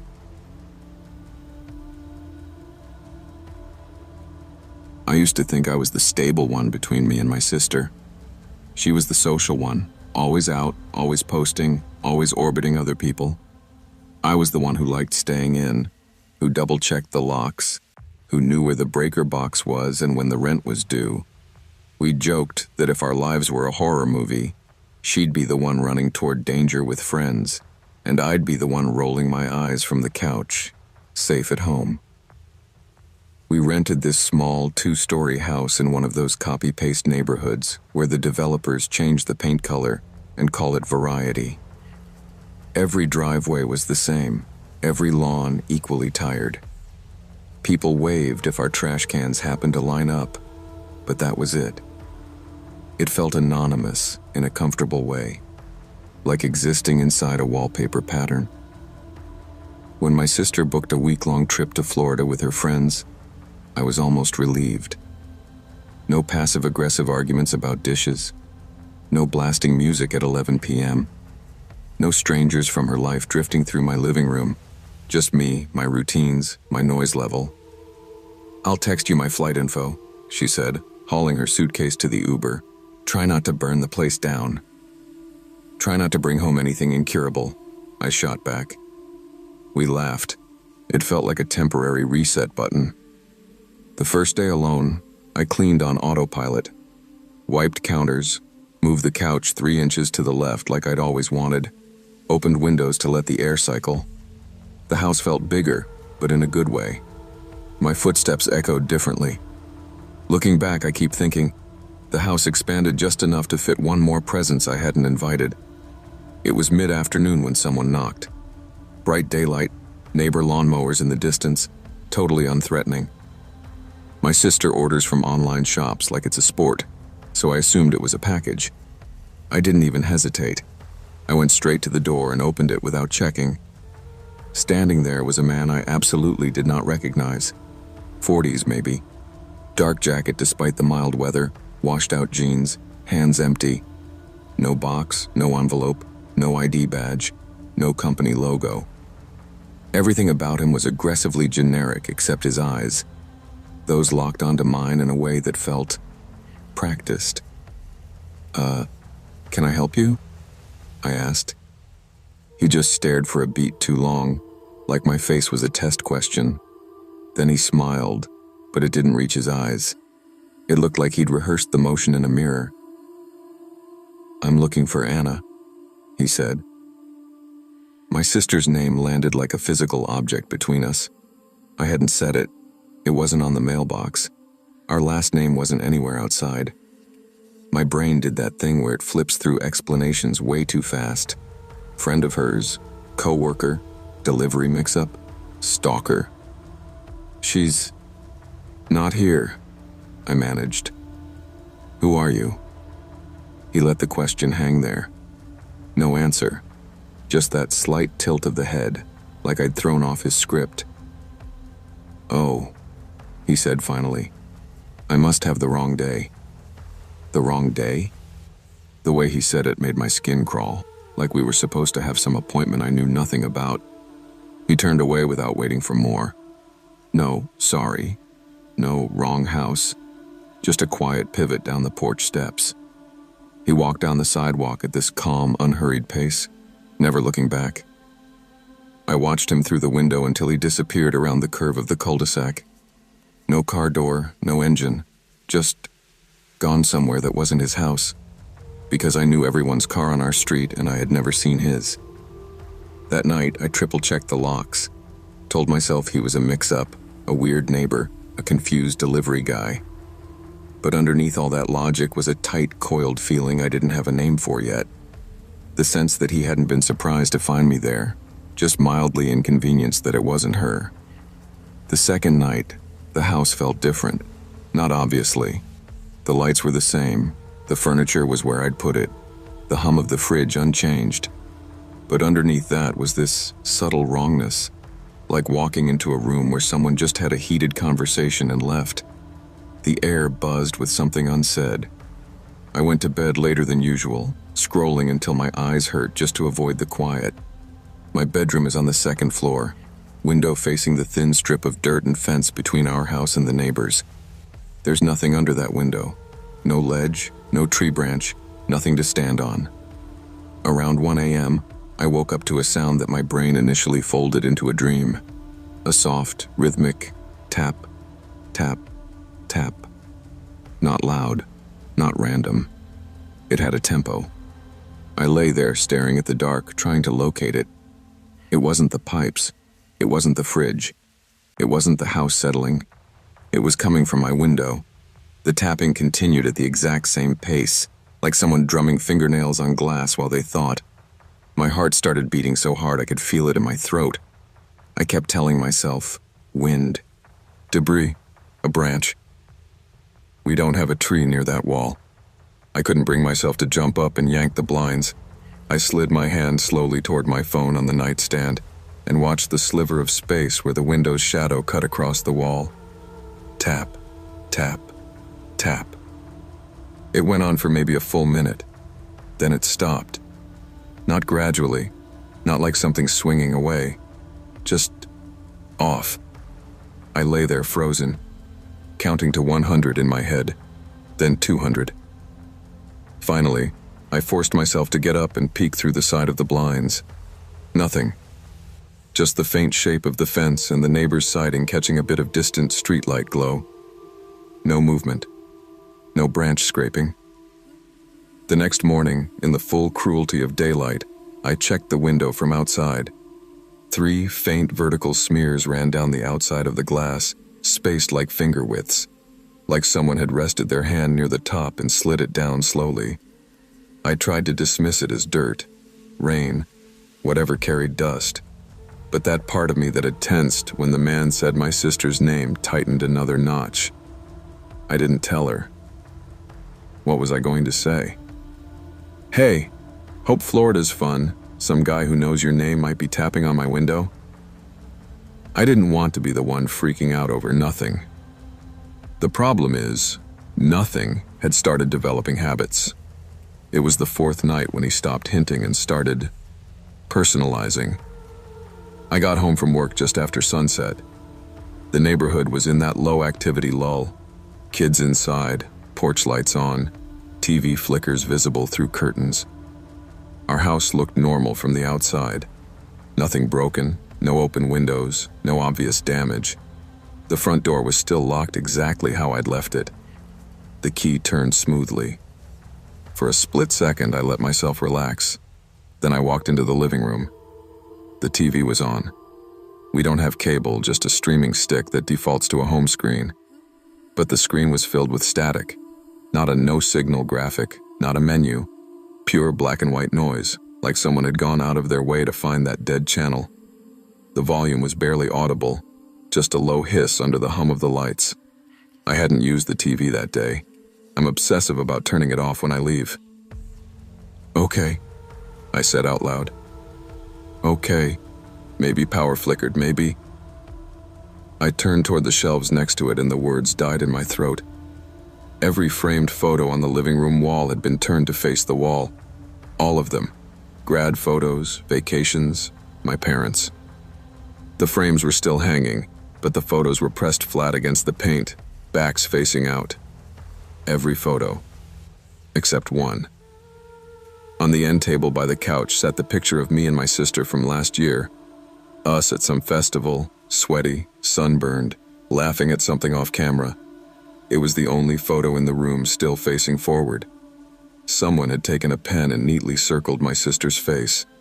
One clean loop around her head. Not a scribble, not vandalism. A mark of focus. Targeting. I checked every door, every window, every closet on autopilot. No signs of forced entry. No pried latches, no broken locks. Nothing missing that I could see. My jewelry box, our laptop, my wallet, everything was still where it belonged. Whoever had been there hadn't come for stuff. They'd come to say, I can get in. I know who lives here. And I am interested in her. My hands shook so hard when I called my sister that I almost dropped the phone. She answered on the second ring. Bar noise and ocean waves in the background. What's up? She shouted over the din. Do you know a guy in his 40s? I started, then realized how insane that sounded. Dark jacket, kind of average looking, maybe brown hair? She snorted. Wow, that narrows it down. Why? I told her about the man at the door, the way he'd said her name, the tapping, the photo. Her tone shifted from amused to defensive. I don't know anyone like that. I haven't given our address to anybody except for job stuff and deliveries. You're freaking yourself out. Are you sure? I pressed. Like, completely sure? Yeah, I'm sure, she snapped. Then softer. Look, I'm sorry, but I really don't know who you're talking about. We hung up with her telling me to call the landlord if I was that concerned. He, of course, brushed it off when I texted. Probably kids, maybe a glitch. He'd swing by and check the lock sometime. That night, I locked my bedroom door for the first time since moving in. The tiny click felt like drawing a line that wasn't going to matter to someone who'd already crossed all the others. It was somewhere around 3 a.m. when the house woke me up. Not a loud bang, not glass breaking. That would have been simpler. No, it was the subtle things that did it. The particular creak of our hallway floorboard, the one I step on every morning on my way to the bathroom. Creak. Then another. Slower. Someone walking down the hallway outside my room. I lay there in the dark, suddenly wide awake, every hair on my arm standing up. I grabbed my phone and clutched it in both hands, thumb hovering over the emergency call button. The footsteps stopped just outside my bedroom door. The gap under the door went darker, someone's feet blocking the light from the nightlight in the hallway. The doorknob jiggled once, a polite test. Then again, with more pressure, turning as far as the lock would allow. The lock clicked in protest. The knob strained but didn't give. Whoever was on the other side held it there for a beat, as if feeling the resistance, as if confirming, locked this time. I was holding my breath so hard my ribs hurt. In that silence, my phone suddenly buzzed. A text from my sister replying to something I'd sent earlier. The vibration sounded deafening in the dark. I dared a glance at the notification. A photo of her on a beach, time-stamped, her and her friends smiling with drinks. She was very clearly nowhere near my house. Then I heard it. A man's voice, right outside my door, low and too familiar in tone. Anna? He said her name like he'd said it before, not questioning who she was, not mispronouncing. It had that mix of affection and annoyance you use for someone you're used to dealing with. I didn't answer. Couldn't. My throat had locked up. The shadow under the door shifted, weight moving from one foot to the other. I could picture him standing there, head slightly tilted, listening. Anna, he repeated, softer this time. In the silence that followed, my mind did something horrible. It tried to fill in the backstory. How many times had he come when none of us were home? How many nights had he walked that same hall, stood at that same door, expecting her to open it? After what felt like years but was probably less than a minute, the pressure on the knob eased. The shadow slowly receded. The floorboard creaked again, footsteps moving away down the hall. I stared at the door until sunrise. Never called 911. Never left the bed. There was a part of me, twisted as it sounds, that was terrified of making whatever this was official, and then being told it didn't count because there was no broken glass, no bruises, no body. When the light started to creep through the blinds, I finally unlocked my door and stepped into the hallway. Empty. Everything exactly where it should be. For a second, I almost convinced myself I'd dreamed all of it. Then I saw the living room. Every lock was still engaged. Front door deadbolt, back door chain, windows latch shut. No screens disturbed. Nothing obvious out of place. Except for the photo. The picture of my sister and me, the one he'd already edited, was no longer on the end table. It was lying flat on the coffee table in the center of the room, waiting like an object in an evidence bag. There were now 2 circles in blue pen on the glossy surface, one around my sister's face, one, added sometime between me locking my door and the sun coming up, around mine. Neat, deliberate. You're included now. I picked it up with the corner of my sleeve, as if touching it barehanded would somehow link me more directly to whoever had done this. I told my sister everything again. Every detail, every sound. Sent her a photo of the marked picture. She was quiet a long time.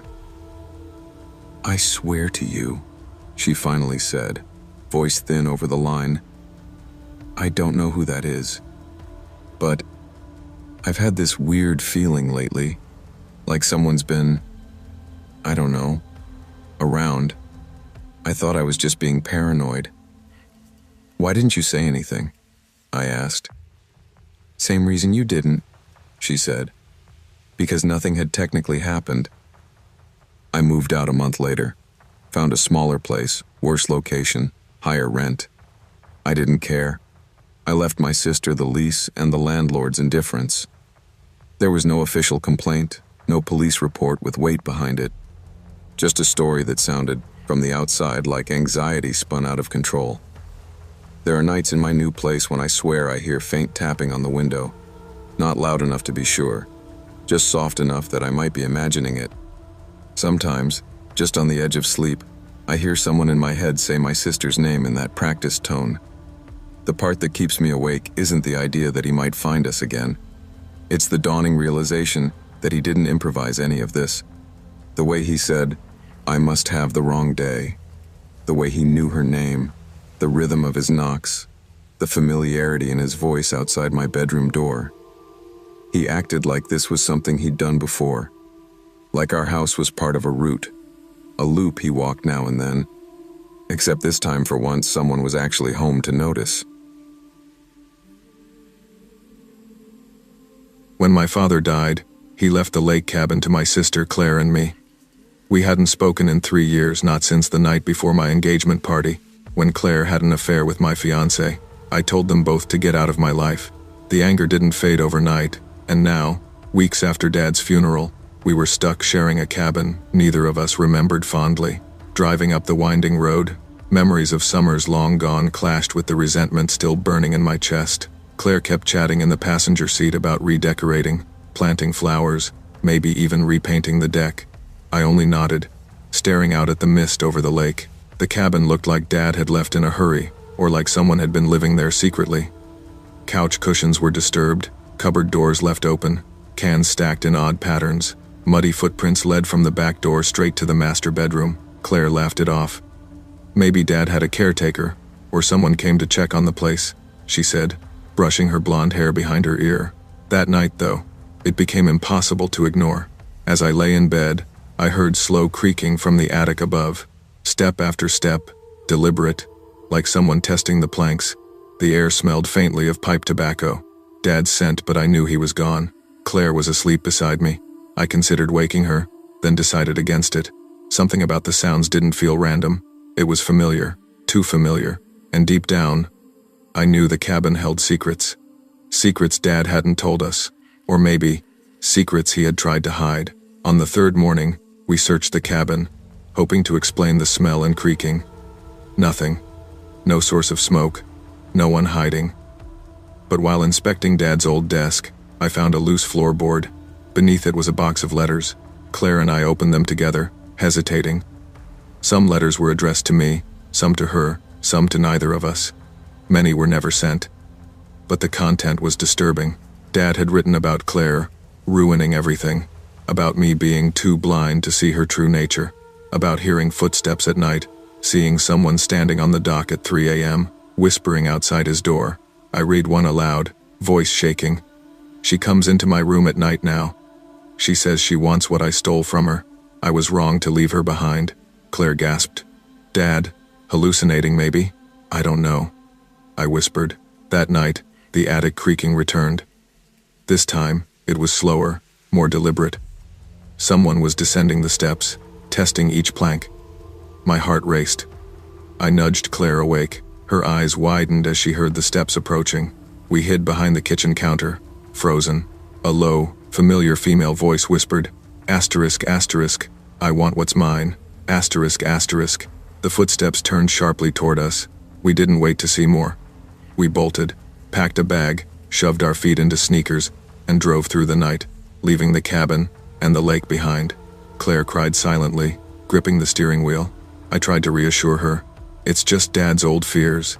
Maybe the wind, shadows, memories." She shook her head. "You don't get it." It was her voice. 2 days later, my phone buzzed with a single message from Claire. I braced myself, expecting panic or anger. It was a picture of the cabin's bedroom. The bedsheets were pulled back. On the pillow, a lock of Claire's hair arranged in the shape of my initials. I dropped the phone, my stomach twisting. She's back," I whispered. Claire didn't respond to my follow-up texts. Not once. I called her, left voicemails. Silence.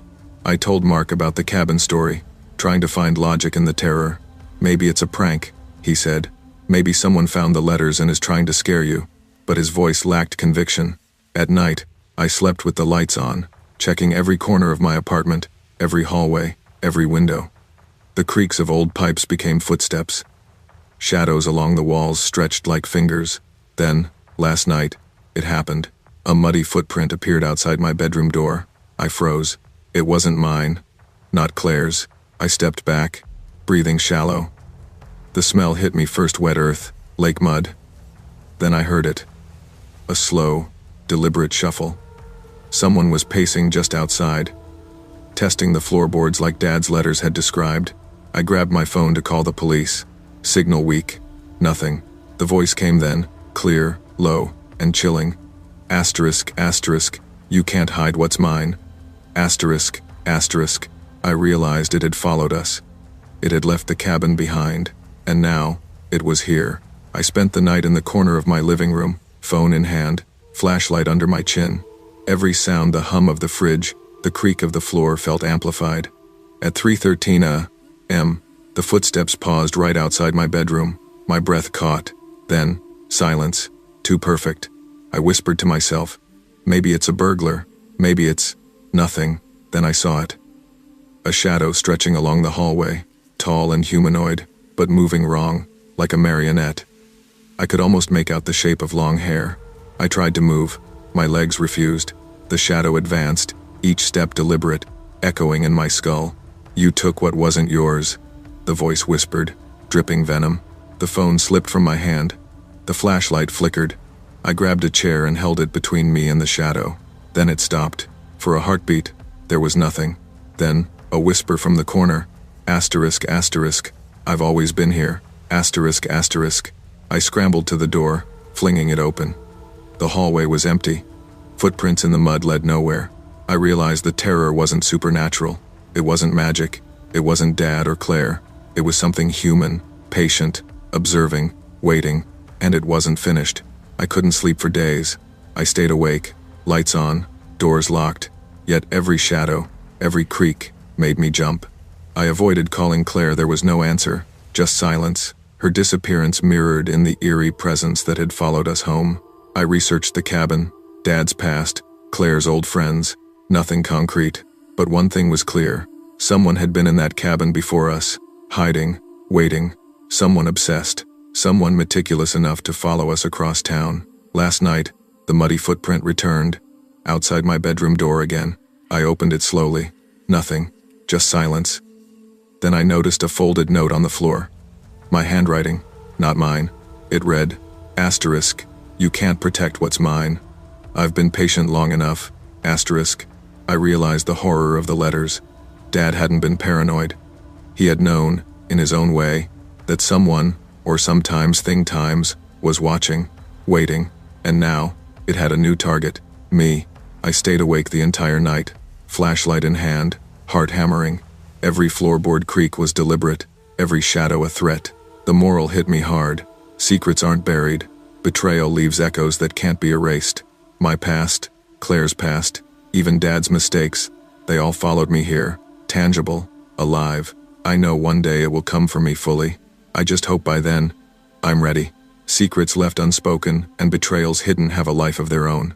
They fester, follow, and demand reckoning, sometimes in ways that cannot be controlled. Truth and honesty are not just for closure, they are for survival. My name is Jasmine, but everyone in the neighborhood called me Miss J. At 15, house sitting for extra cash felt like a pretty good gig, especially on a Tuesday afternoon in July. The sun was pouring over the Halversons' manicured lawn, the scent of freshly cut grass hanging heavy in the air, and down the street, I could hear the rhythmic thwack of a tennis ball.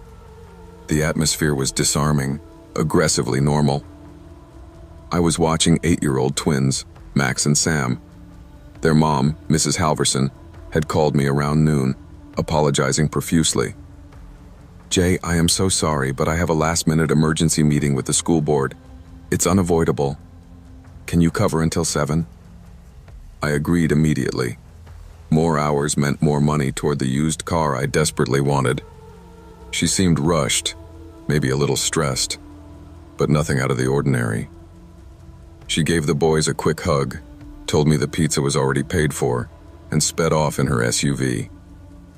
The boys and I were sprawled out in the family room, building some ridiculously complex Lego spaceship. Max was arguing with Sam about the placement of a fin when I heard it. A soft, metallic shh. It was the sound of the sliding patio door opening, followed by a quiet thud as it slid shut. "Did you guys invite anyone over?" I whispered, putting down my piece of Lego. Max shook his head, his eyes wide. Mom said no one was allowed. The Halversons were very strict about that. I told the boys to stay put and silent. I crept toward the hallway leading to the kitchen, my heart starting to pound not from fear of a ghost or a slasher, but from the sudden, jarring intrusion into our quiet afternoon. I figured it was a neighborhood kid, or maybe a thief. I peered around the corner of the banister, looking down into the kitchen. It wasn't a stranger. It was Mr. Lyle Halverson. Lyle Halverson was an imposing man, usually quiet and polite, a retired professor who always wore a blazer. But the man in the kitchen now was different. He was standing perfectly still, his back to me, and he was covered in blood. It was dried, rusty brown blood spatter on his shirt and across the back of his neck, but it wasn't gushing. He looked utterly calm, methodical, as though he were performing a tedious household chore. He wasn't rushing, wasn't looking for valuables, and wasn't making a sound. He simply walked to the kitchen window and slowly, deliberately, pulled the blind down. Swoosh. Then he moved to the deadbolt on the garage door, flipped the lock, and engaged the top security chain. Click. Clack. I pulled back from the banister, retreating silently until my back hit the wall. The true horror of the situation hit me. The emergency meeting was a lie. Something had happened, something violent given the blood, and Lyle was home, but he wasn't well. He was locking us in. I crept back to the family room. Max and Sam were still whispering, confused. "Boys," I mouthed, "we have to be absolutely silent." I picked up the landline phone. Dead air. He must have cut the lines before coming inside, or maybe I was just praying that the storm had knocked out service. I checked my cell phone. No signal. The neighborhood security bubble had burst. We were trapped in a silent house with a man who knew every hiding spot and every creek. He believed he was saving his family from the outside world, and I was just an obstacle, or maybe tragically, part of the family he intended to save. Lyle had disappeared from the kitchen, and the entire house had fallen into an unnatural silence. We had retreated to the master bedroom upstairs, the one room with a door that had a small, old-fashioned bolt lock. It wouldn't hold him for long, but it gave us a moment. The boys were crying silently, and I held them close, trying to project a calm I didn't feel. "We have to get out," I whispered. "The windows. Can we open the windows?" The window was old, heavy, and painted shut. It took all my strength to shove it up just enough to create a gap. The cool breeze on my face was a jolt of reality. We were on the second floor. It was a rough drop, but not impossible if we could break the fall. The problem was getting to the window without being heard. Lyle knew this house intimately. I pictured him downstairs, the hammer I had briefly glimpsed tucked into his waistband, waiting patiently. I knew that the second-to-last step on the main staircase always squeaked, and the third floorboard outside the master bath always groaned. I moved first, pulling Sam after me. "Step lightly. Exactly where I step," I instructed. We navigated the obstacle course of the upstairs hall in slow motion. Creak. We froze. It wasn't the floorboard. It was the sound of a door opening downstairs, followed by a heavy padded thud from the landing. Lyle was now on the staircase.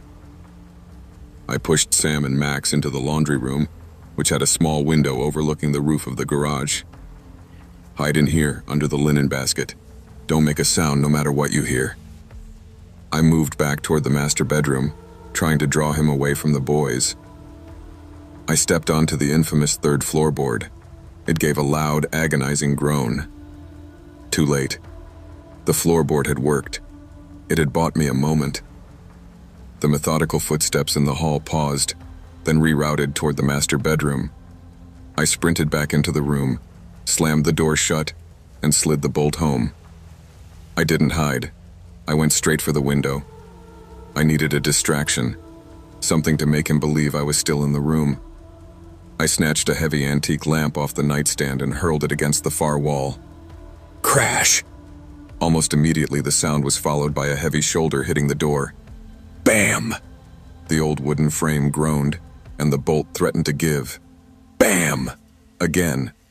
The wood around the bolt cracked. I didn't have time to hesitate. I wrenched the window open wider, shoved the thick area rug underneath the sill to soften the edge, and looked out. The drop was 15 feet to a flower bed, but just beside the window was a thick, robust rose trellis climbing up the wall. I raced to the laundry room, pulling Sam and Max out. Quickly! Out the window! The trellis is right there! Max, being the braver twin, went first. I lowered him out, supporting his weight until his sneakers found purchase on the crossbars of the trellis. Go down fast. Keep going until your feet touch grass. Don't look back. Sam was next.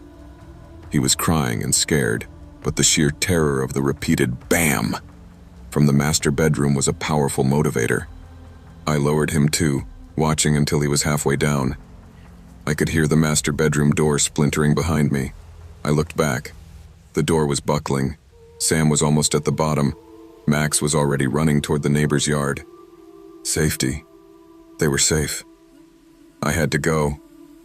I climbed onto the windowsill, my legs already dangling outside, searching for the trellis.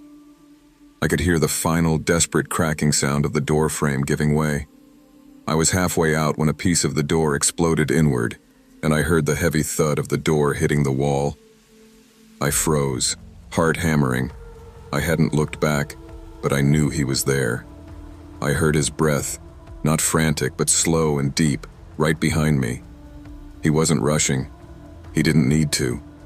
I was framed perfectly in the window, my back to him, one leg still inside the room. Leaving so soon, Miss J? His voice was a calm, low whisper, entirely devoid of anger or panic, which made it the most terrifying sound I had ever heard. I felt the sudden, chilling pressure of his finger on the back of my shoulder, the lightest touch imaginable. I turned my head just enough to see him.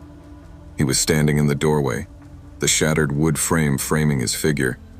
The hammer was now held loosely at his side, dripping slightly. His eyes were wide and focused, completely lost in his own reality. He had an expression of serene disappointment, like a father catching a child trying to sneak out after curfew. He raised his bloody hand to his own lips. His eyes held mine, conveying a warning that needed no words. He simply said, "Shh." The screen cut to black.